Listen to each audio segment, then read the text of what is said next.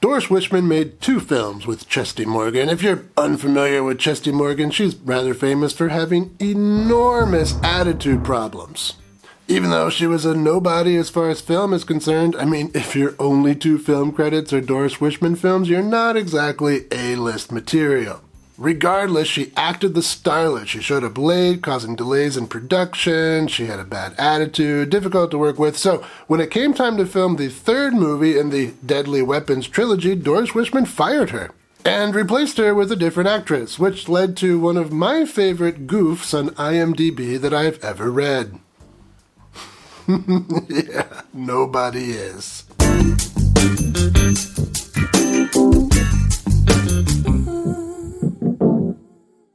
Welcome to Exploitation Reviews, and me, Rob, and today I'm taking a look at the Immoral Three from 1975. I've covered Doris Wishman on the channel before, and I've not been shy about admitting that I'm not a big fan, even despite her legendary status in the exploitation world.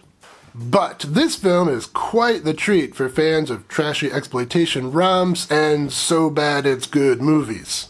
I don't normally like so bad it's good movies, but I'm willing to suffer for all of you. Today, I'm Exploitation Jesus.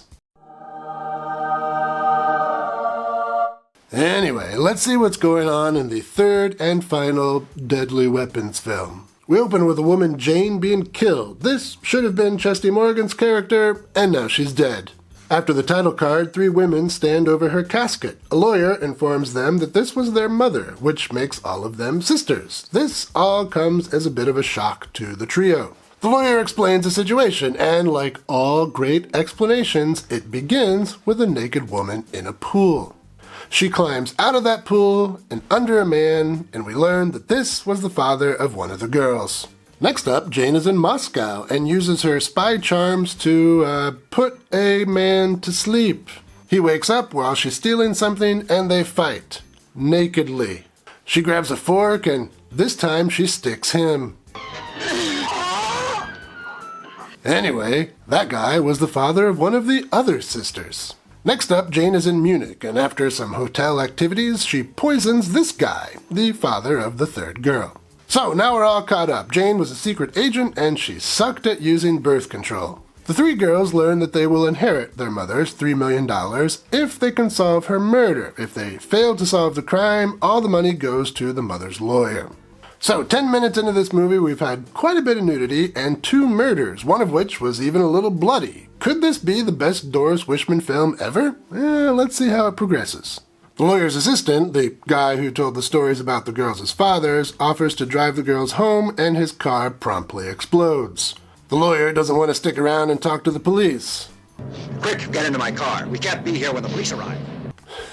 That's my kind of lawyer right there. The girls make it to the house and decide to explore a bit. Sandy goes outside and, hey, wait a minute, that's not how you eat a banana. The gardener notices how inept she is at eating and offers to help, but Sandy has other ideas. Back in the house, I guess she's still hungry because she orders some groceries and oh no, she doesn't have any way to pay for it. Whatever will she do?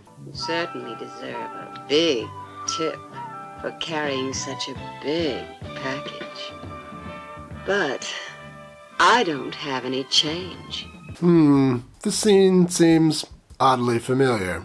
Regardless, it's just a pointless scene played for a laugh. The girls then take a look at the folder that has the dossiers of the 4 men suspected of killing their mother.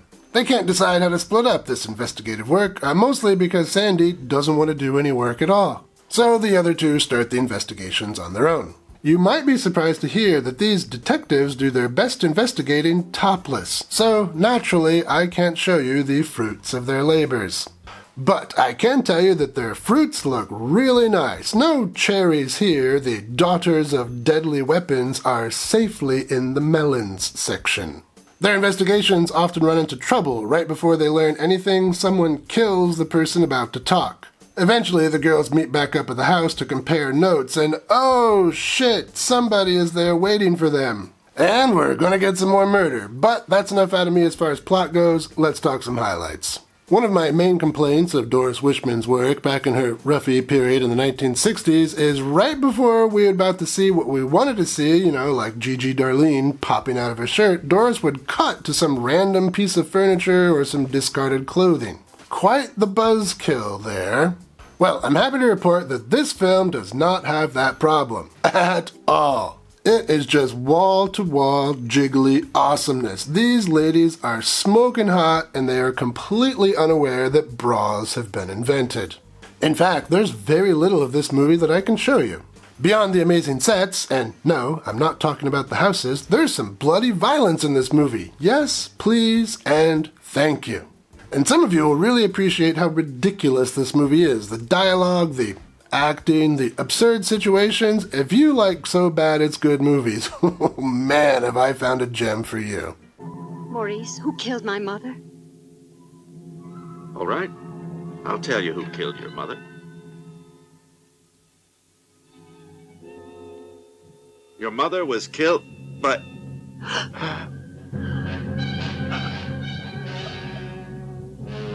But I wouldn't say the film is perfect. Like a guy with information running across an investigator without a bra, this film has some shortcomings.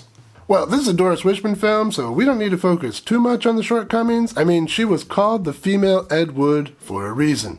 Be prepared for terrible acting, terrible framing, terrible dubbing. Wishman shot all of her films without sound and dubbed in the voices later, and she didn't do a good job of it. And, well, the whole movie is just terrible. As a movie. As a piece of unintentionally hilarious softcore, it's hard to get much better.